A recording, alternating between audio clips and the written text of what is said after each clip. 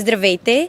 Днес сме тук с кмета на район Тракия Пловдив. Здравейте, господин Гатев, много ви благодарим за наша чест да сте тук с нас и да сте част от това социално отговорно събитие Луда надпревара. Здравейте! Радвам се, че сме домакини на поредно събитие.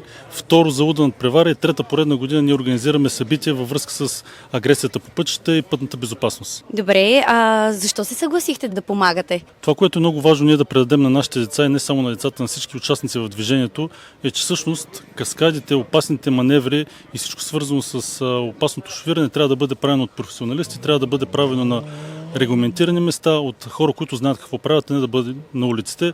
Затова сме поканили нашите приятели от American Cars and Coffee, които всъщност са собственици на доста мощни автомобили, но те също застават зад нас, за да спрем агресията на пътищата. Супер, чудесно! Още веднъж ви благодарим, че сте част от това събитие.